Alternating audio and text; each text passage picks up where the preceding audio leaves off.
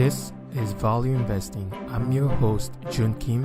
In this podcast, you'll learn everything related to value investing.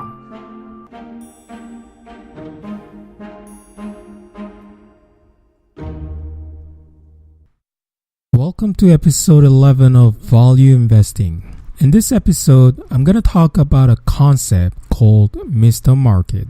If you are a value investor, you probably have heard about this concept before. But what's important is not just about knowing the concept, but I think that you have to know how to ingrain this concept into your investment practice so that you can take advantage of your knowledge. It's going to be a very interesting topic, and before we get started, if you haven't already done so, please subscribe to my channel, and a 5-star review always goes a long way. So without further ado, let's get started. Let me just explain to you the concept called Mr. Market and where it came about. Warren Buffett has talked about Mr. Market many times in his shareholder letter and also during their interviews with different news outlets. So it's definitely an important concept, and Warren Buffett really put emphasis on your mental strength and your mental preparedness before you're making your investment. If you look at shareholder letter that was published in 1987, he was talking about Mr. Market extensively. So let me just go into the details what he said.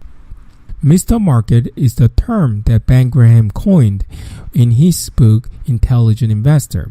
So one of the chapter was dedicated to talking about Mr. Market. So what is Mr. Market? You should imagine market quotations as coming from a remarkably accommodating fellow named Mr. Market, who is also your partner in a private business. Every day he comes to you and names the price at which he will either buy your interest or sell you his.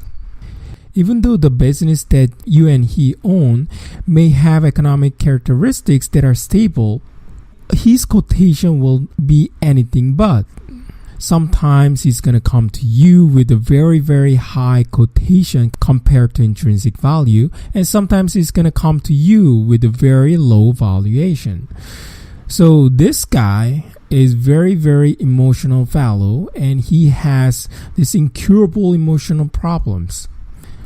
And he just sometimes are very, very euphoric mood during which he's going to give you a very high price. And sometimes he's in a very, very depressed mood and he's going to give you very low price.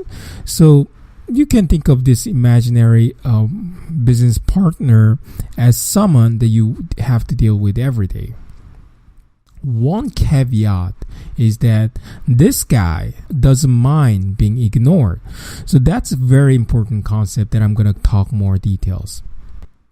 So now the question is, why did Warren Buffett mention this concept multiple times in his career?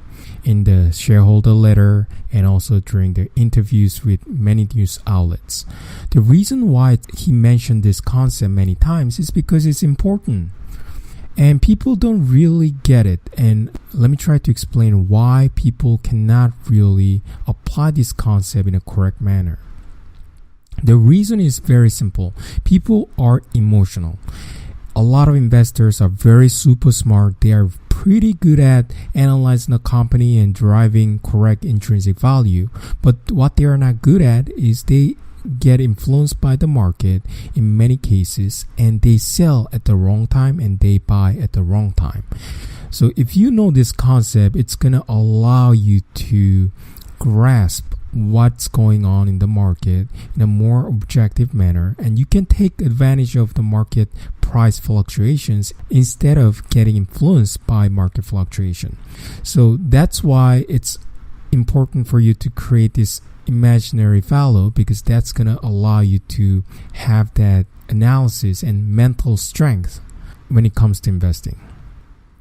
The one thing that Warren Buffett mentioned and Ben Graham mentioned in his book is that quote, Mr. Market is there to serve you, not to guide you. So what that means is this simple sentence contains a lot of valuable lesson and advice.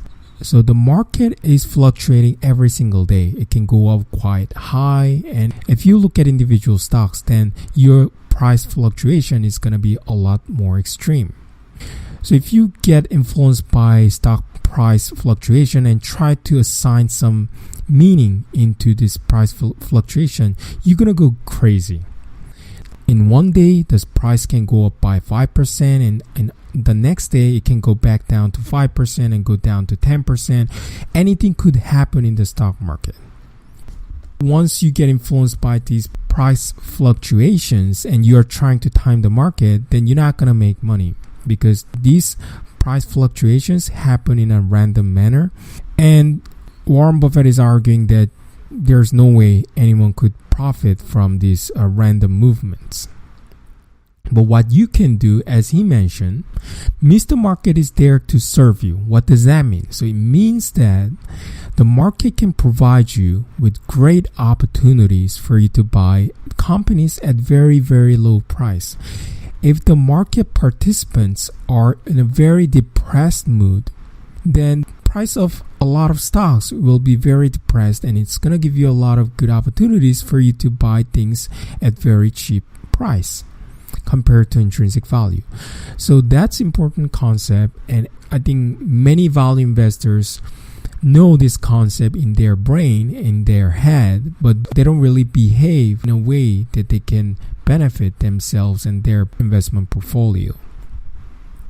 It will be disastrous if you fall under Mr. Market's influence, and he's going to come to you every day. Sometimes he's going to be in a panic mode and trying to sell you any price. The price is very low. But if you really believe in Mr. Market's valuation, then you're going to be influenced and you're trying to sell to him at very low price as well.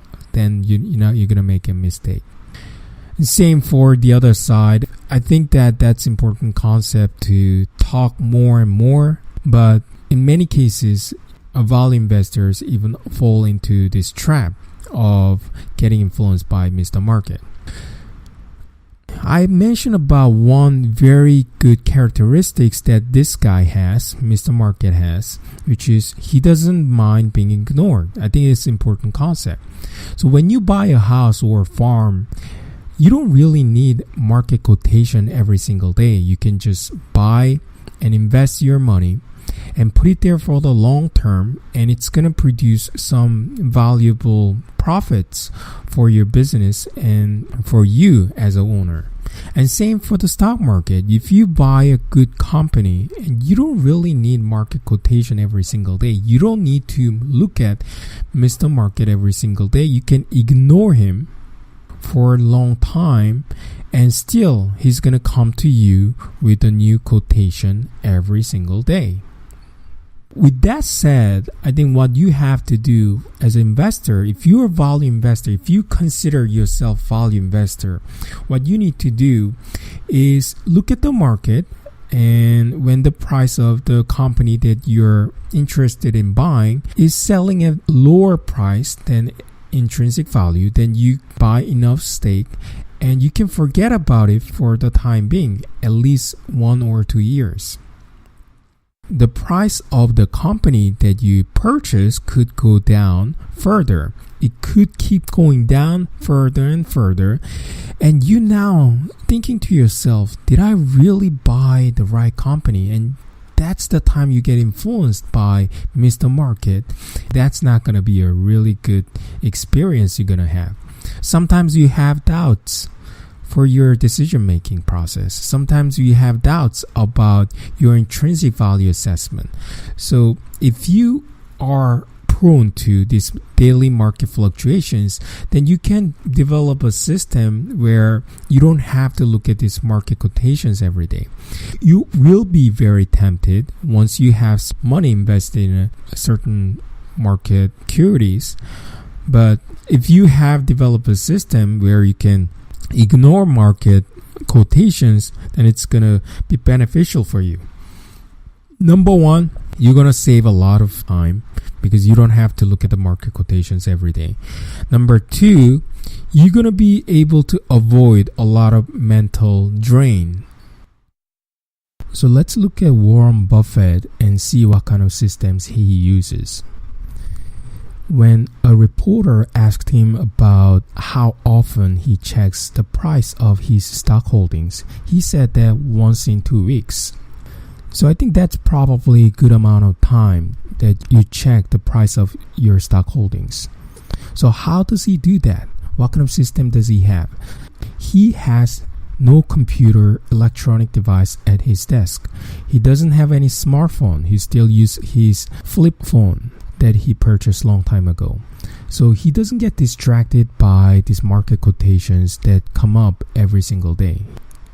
But that's not probably the case for you and me, because a lot of people these days are wired to check their smartphone and also check their computer, and they have to work at the desk all day long. So you may have to develop a different system compared to Warren Buffett. But first, before we get into developing the system, you have to understand yourself. If you're the type of person who gets easily influenced by the market, then you really need to develop some system that really force you to avoid market quotation. If you're the type of person who's not influenced by Mr. Market, then you may not need this kind of system. Based on your investment experience, you have to assess yourself in a correct manner.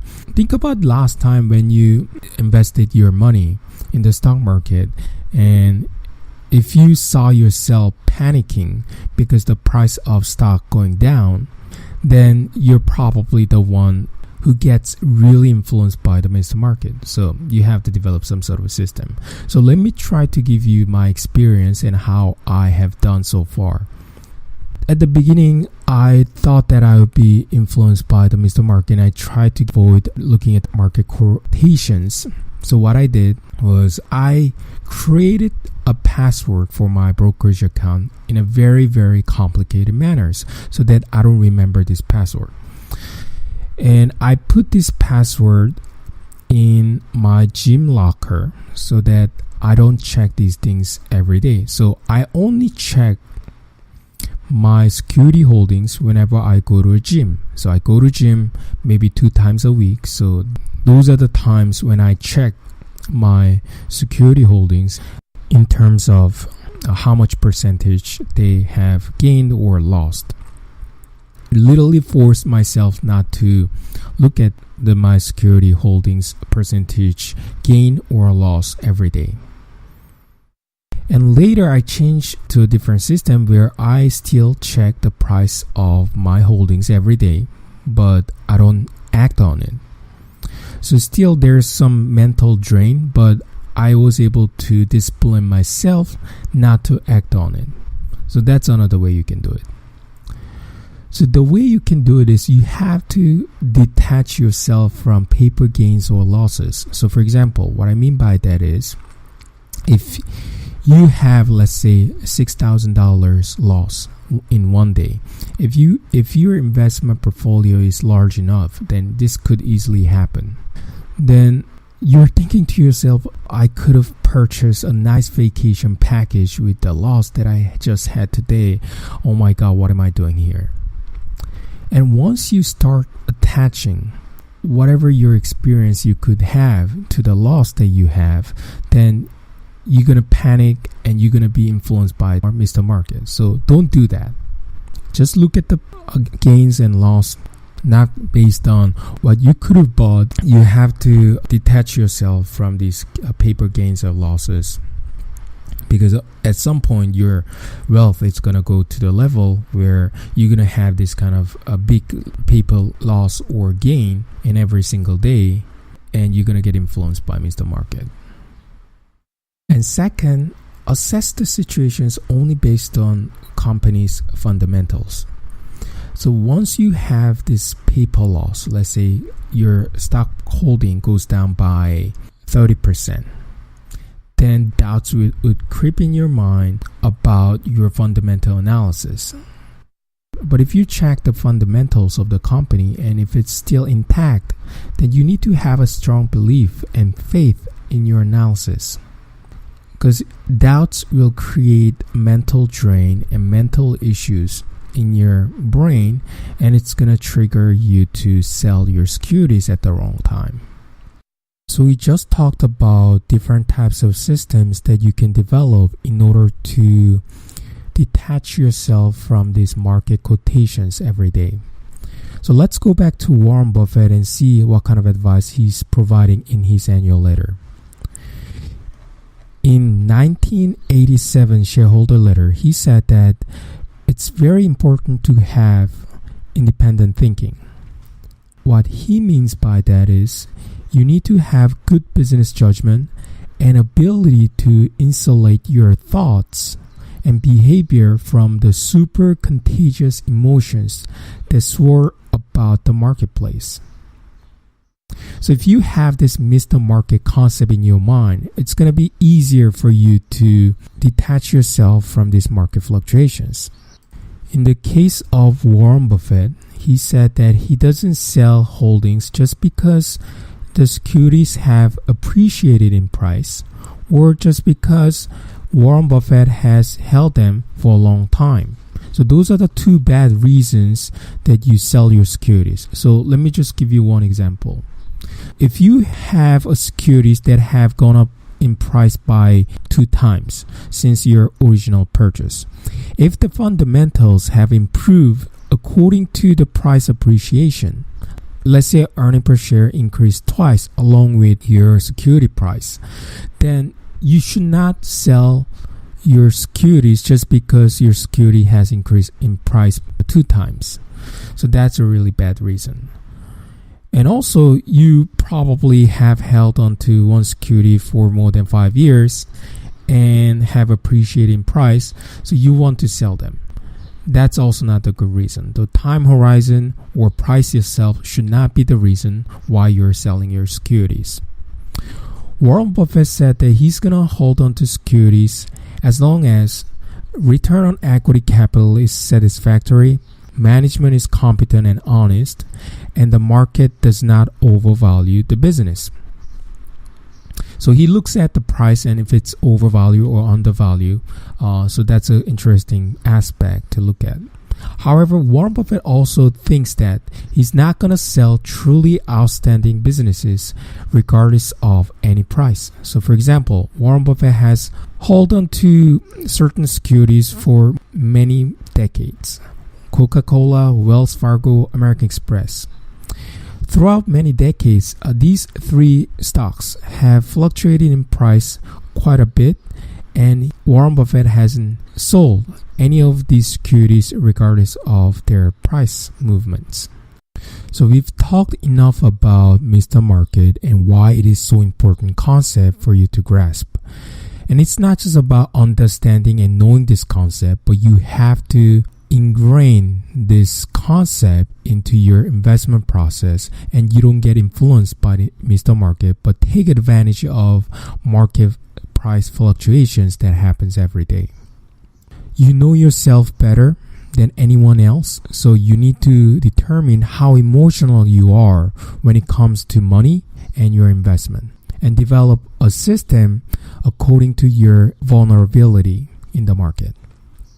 One another concept that I want to explain in this episode is the concept called efficient market hypothesis. The reason why I want to mention this concept is because it is complete opposite of what we just discussed so far. So if you go to any MBA classes, then you're going to learn this efficient market hypothesis. What it says is basically it is impossible to beat the market. And the existing share price always incorporate and it reflect all relevant information about the company, and that's why it is impossible to beat the market. And also it says stocks always trade at their fair value on stock exchanges, making it impossible for investors to either purchase undervalued stocks and sell stocks for inflated prices. As this definition indicates it is completely opposite of Mr. Market, because Mr. Market is the concept where Mr. Market is providing you with unreasonable prices, whether it's inflated prices or undervalued prices. So which one is correct? I think it's important for you to understand these two concepts separately, and in many cases the markets are efficient. I think that's what happens during normal economic times. But if you look at previous recessions or previous speculative time periods like 2000 for technology stocks, there are booms and busts and bubbles and speculations, and these things come and go all the times. In some cases, markets are efficient, and some other cases, markets are just crazy. So I just want to bring it up and discuss this concept just to provide you with different perspectives from different schools of thought. Let me give you one story that Warren Buffett wrote in his 1985 shareholder letter. Warren Buffett said, quote, "We bought all of our Washington Post Company holdings in mid-1973 at a price of not more than 1/4 of the per share business value of the enterprise. Calculating price per value ratio required no unusual insights. Most security analysts, media brokers, and media executives would have estimated the company's intrinsic value at $400 to $500 million, just as we did. And its $100 million stock valuation was published daily for all to see. Our advantage, rather, was attitude. We had learned from Ben Graham that the key to successful investing was the purchase of shares in good businesses when market prices were at a large discount from underlying business values. Most institutional investors in the early 1970s, on the other hand, regarded business value as of only minor relevance when they were deciding the prices at which they would buy or sell. This now seems hard to believe.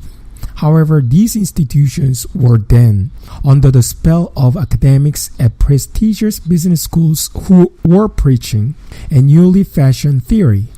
The market was totally efficient, and therefore calculation of business value and even thought itself were of no importance in investment activities. So this is a good example of how Warren Buffett is thinking about efficient market hypothesis and why it is important for you to make your own fundamental assessment when it comes to investing and use Mr. Market to your advantage to the extent possible. Okay, so that's it for this episode. I hope you really learn the concept of Mr. Market in this episode and you can implement this concept whenever you're making your investment decisions. In the future episodes, I'll continue to talk about Warren Buffett. And before I end, if you haven't already done so, please subscribe to my channel. And 5-star review always goes a long way. And thank you very much, and see you next time.